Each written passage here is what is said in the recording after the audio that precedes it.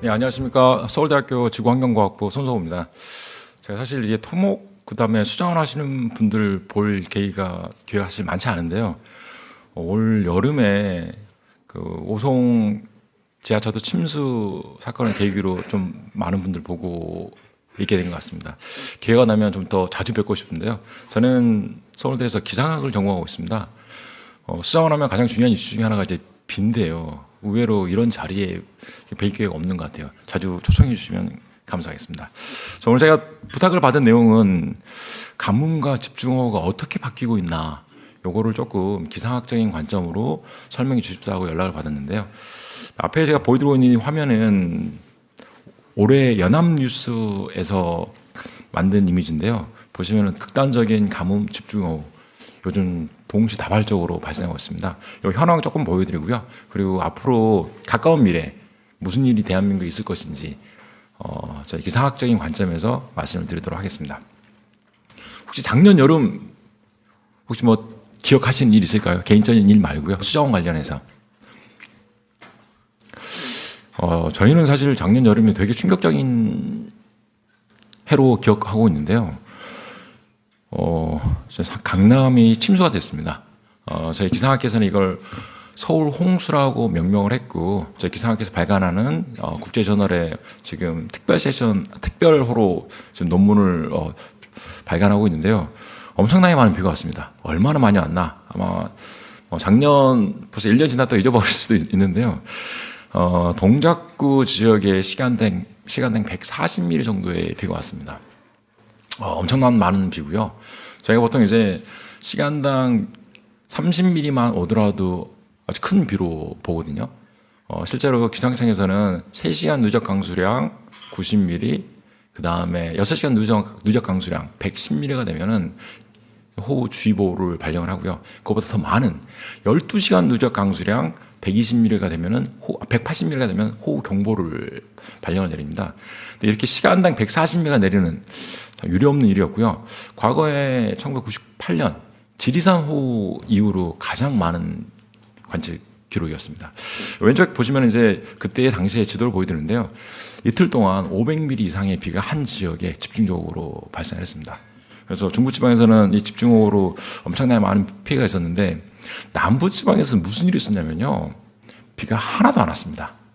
지금 이때 작년 8월 8일에서 8월 9일 중부지방만 표시가 돼 있는데 남부지방 비가 하나도 안 왔고요. 오히려 기상청에서는 작년 이상기후 보고서에서 서울 홍수를 강조한 게 아니라 남부지방의 가뭄을 강조를 했습니다. 지금 표는 보고서에서 가져온 표인데요. 당시 이제 기상청에서 특별히 보도자료로 냈던 겁니다. 작년 남부지방, 전북, 광주, 전남, 부울경, 대구, 경북까지인데요. 1974년 이후로 가장 최장기간 가뭄이었습니다. 기상학적 가뭄이 시달렸는데, 사실 중부지방은 비가 엄청 많이 왔고요. 남부지방은 비가 하나도 안 오는 이런 상황이었는데, 작년 전체 누적 강수량을 왼쪽에 보여주고 있고요. 오른쪽에는 평년 대비, 과거 30년 대비 어느 지역에서 비가 더 많이 왔는지, 어느 지역에서 비가 좀 적게 왔는지를 보여주고 있는데요. 보시면은 중부지방은 평년보다도 130%에서 140% 정도 비가 더 많이 왔고요. 그런데 남부지방은 평년 대비 60%가 채 되지 않았습니다. 극단적인 지역 간의 차이가 있었는데요. 작년에 이제 제가 그 방송을 보다가 흥미로워서 이걸 캡처해놓고 몇 번 써먹고 있는데, 이게 작년 8월 9일 날 MBC 일기예보 자료입니다. 보시면 이제 중부지방에서는 호우주의보가 있었고요. 남부지방에서는 폭염주의보, 폭염경보가 있었고요. 그다음 영동지방에서는 강풍주의보가 있었습니다. 과거에 이런 경우가 없었습니다. 이렇게 중요한 기상재해에 관한 주의보, 경보가 동시다발적으로, 사실 대한민국이 이렇게 큰 나라가 아니지 않습니까? 이런 경우가 없었는데 이런 사례들이 발생하고 있고요. 두려운 거는 이렇게 동시다발적인 지역에 따라서 다른 형태의 기상재해가 발생하고 있는 게 빈번해지고 있습니다. 작년은 기억 못 하실 수 있으니까 이제 올해 이야기를 좀 드리고 싶은데요. 올해 초에 사실 저희 기상학계에서는 가장 관심 있게 가졌던 게 가뭄이었습니다. 남부지방에서는 작년에 이어서 여전히 비가 안 왔고요. 6월까지 비가 오지 않았습니다. 그래서 남부지방 특히 전라남도 북도 지역에서는 제한 급수를 하는 지역이 있었습니다. 왼쪽에 보여드리고 있는 거는 약간 그 오탈자가 있는데 작년 5월부터 올해 4월까지입니다. 올 봄까지 가뭄 발생 빈도를 6개월 누적 강수량으로 표현한 건데요. 이게 갈색으로 진하게 표현된 이 지역이 가뭄이 심각한 지역입니다. 보시면 이제 남부지방, 그다음에 경상도 일부 지방까지 가뭄이 아주 심각했고요. 오른쪽 그림은 이제 광주 지역을 타겟팅 해가지고 이 지역의 가뭄 지수가 어떻게 됐나를 보여드리는데요. 시계열이 2019년부터 2023년 최근까지입니다. 제가 이 자료를 지난주에 가져왔는데 지난주까지 지난 5년간의 가뭄 지수를 보여주는데요. 빨갛게 색색된 점이 가뭄이 좀 심각했던 데입니다. 보시면 이제 광주지방은 2022년부터 올해 6월까지 아주 심각한 가뭄이었습니다. 그리고 또 저희가 또 걱정했던 게 이 지역에 산불 걱정 엄청 많이 했었거든요. 예상대로 가뭄이 심하다 보니까 산불도 매우 심각하게 발생을 했었습니다. 그런데 작년부터 이어진 가뭄이 한 방에 사라졌습니다.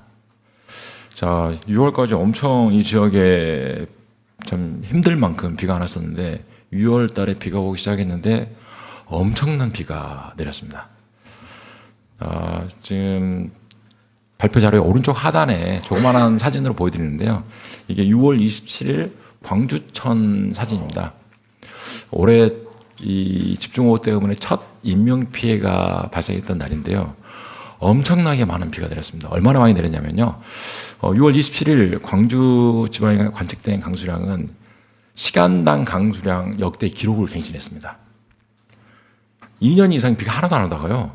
비가 왔는데 역대 기록을 갱신할 만큼 강력한 비가 내렸습니다. 시간당 50mm 이상은 사실 저희가 아까 말씀드린 것처럼 시간당 30mm만 되더라도 집중호우로 보거든요. 밖에 나가는 게 사실 두려울 정도로 비가 많이 내리는 케이스인데 50mm가 발생을 했고 이때 남부지방을 중심으로 남해는 74mm, 진주는 69mm, 부안 지역에서도 거의 50mm에 가까운 비가 내렸습니다. 이게 하루 동안 내리는 비가 아니라요. 1시간 동안 내리는 비였습니다. 이렇게 아주 강력한 집중호우가 시작되면서 남부지방의 가뭄이 해소가 됐습니다. 이게 뭐 좋은 사인이냐? 절대 좋은 사인은 아니고요. 점진적으로 바뀌는 게 좋거든요. 아주 비가 안 왔다가 갑자기 비가 오고, 그리고 이 비가 6월 초에 잠깐 오고 만 게 아니라 계속 비가 왔습니다. 그래서 여러분들이 잘 기억하는 올해 오송 지하차도 침수 사건이 발생했는데요. 매우 안타까운 일입니다. 많은 분들이 희생이 됐는데, 왼쪽 그림 보시면 이제 7월 13일에서 15일까지 이틀 정도 되는데요. 이틀간 누적 강수량입니다. 보시면은 아주 좁은 지역에 엄청난 양의 500mm가 넘는 비가 내렸습니다. 자세히 보시면은요, 이 왼쪽 그림하고 작년 이 강수량 그림하고 매우 흡사한 거를 알 수 있을 겁니다. 이렇게 아주 좁은 지역에 비가 많이 내리는 거 최근 들어서 매우 빈번해지고 있고요. 제가 자료를 다 준비를 못했지만 이런 것들이 뚜렷한 경향성도 보이고 있습니다. 자, 작년 이제 전반적인 개황을 보여드리면 왼쪽 그림 이제 작년 장마철, 작년 장마도 되게 저희는 심각하게 보고 있거든요. 장마 기간은 그렇게 길진 않았습니다. 그런데 장마철 내내 단 하루를 제외하고 우리나라 어디에선가 비가 내렸습니다. 남부지방은 꾸준히 비가 내렸고요. 그러다 보니까 장마철 평균 일 강수량, 그러니까 장마철이 30 며칠이었다. 그러면 전체 강수량 나눠서 평균적으로 계산해 봤더니 역사상 가장 많은 장마철 평균 강수량이 기록이 됐습니다.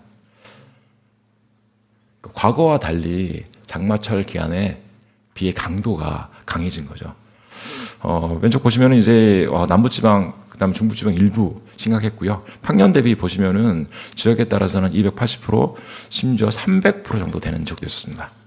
광주 지역 같은 경우는 제가 2년 이상 동안 가뭄이 시달렸다고 말씀드렸는데 평년 대비 240% 정도 비가 왔습니다. 엄청 비가 온 거죠. 이제는 중간이 없고요.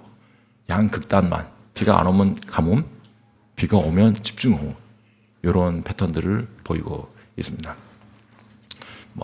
과거 멀리 갈 것도 없고요. 저 2020년 50일이 넘는 역대 최장마가 기록이 됐습니다.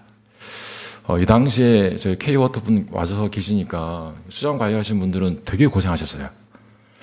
2020년 이전에 약 7년 동안 저희 장마철에 비가 많이 안 왔습니다. 그래서 되게 아이러니컬하게도 마른 장마라는 표현을 썼습니다.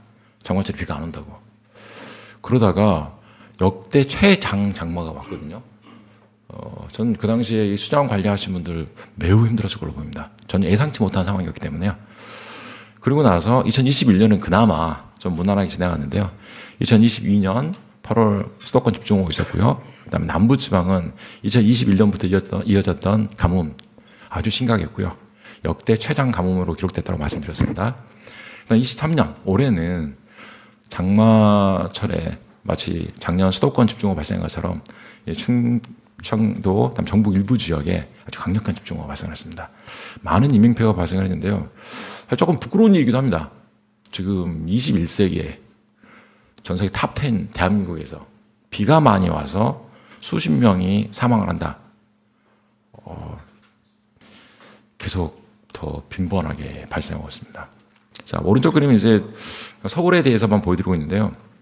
이런 경향성이 어떤 해는 비가 많이 오고 어떤 해는 비가 적게 온다 뚜렷하고요.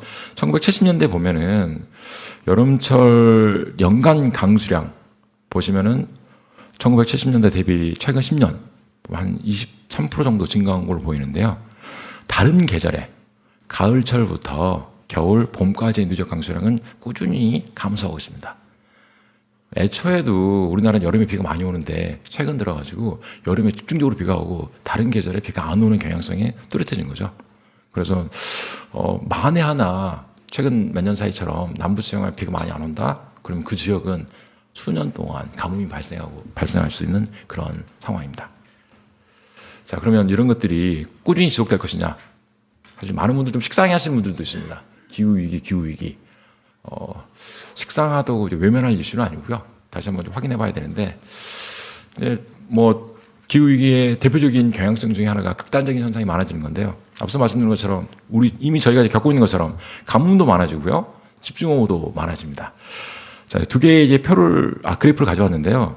상단 그래프는 똑같이 한 달 동안 75mm 비가 오는 건데 이틀에 다 집중해서 비가 내리는 케이스고요.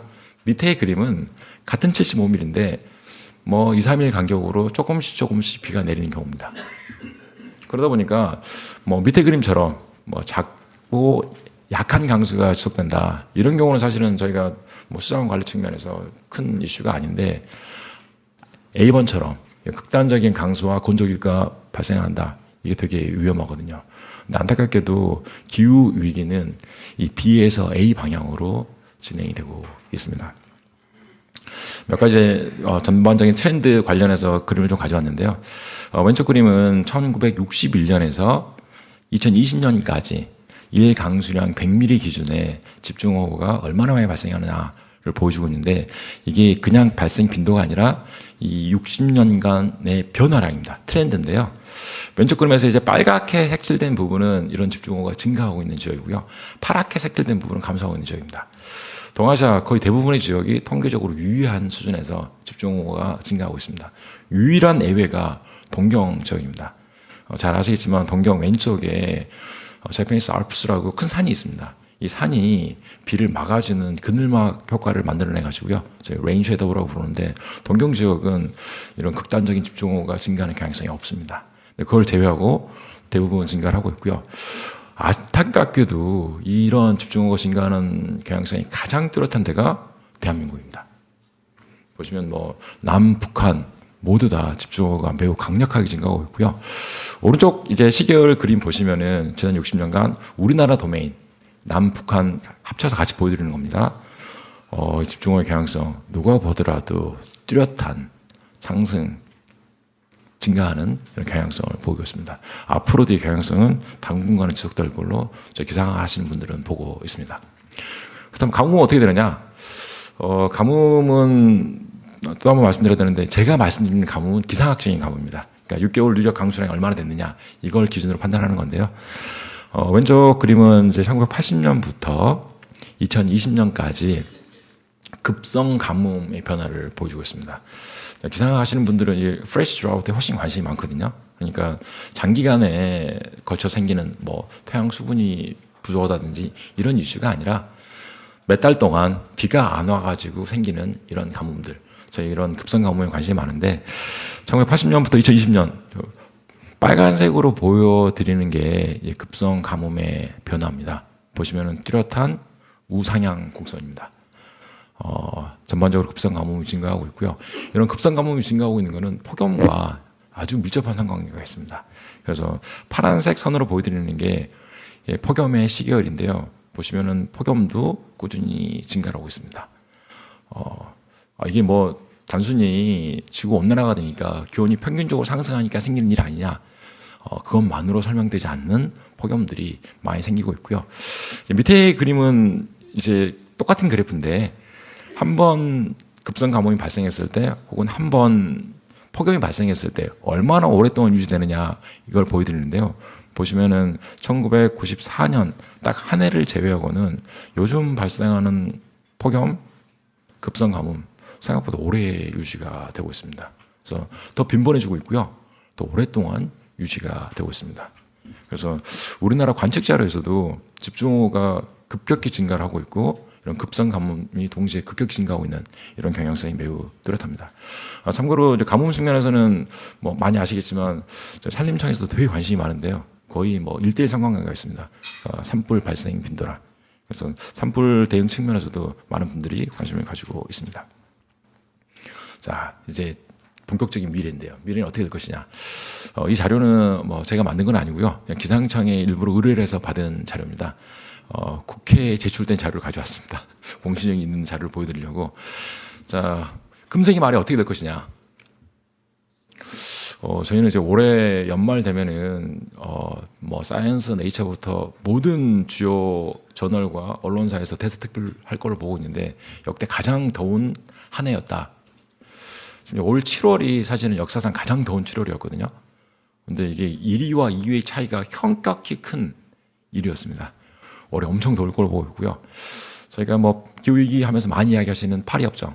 파리협정의 얼티밋 골은 온난화 1.5도로 막는 게 얼티밋 골인데요. 저희는 지금 올해 말 1.3도를 넘을 걸로 보고 있습니다. 파리협정에 타겟팅하고 있는 것이 매우 가까워질 걸로 보고 있는데요. IPCC 보고서 초고가 나왔던 때가 사실은 4년 전이었거든요. 4년 전에는 뭐라고 보고를 했었냐면요. 2020년까지 지구의 기온은 산업혁명 대비 1.09도 올랐다고 이야기를 했습니다.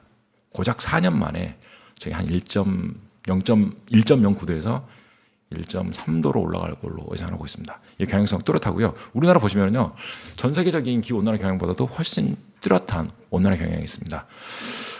온도는 2.3도에서 최대 6.3도까지 상승할 걸로 보고 있고요.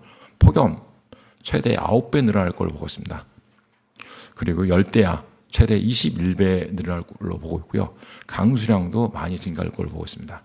집중호우는 얼마나 늘어날 것이냐? 사실은 우리나라 좀 작아가지고요. 강수에 있어서는 좀 불확실성이 좀 큽니다. 그래서 강수에 대해서는 기상청도 얼마나 변할 것이다라고 정량적인 값을 보고하고 있지는 않는데 집중호우 뚜렷이 증가할 걸로 보고 있고요. 뭐 폭염이 9배 증가하기 때문에 마찬가지로 이 돌발 가뭄도 그의 비근한 수치로 증가할 걸로 보고 있습니다.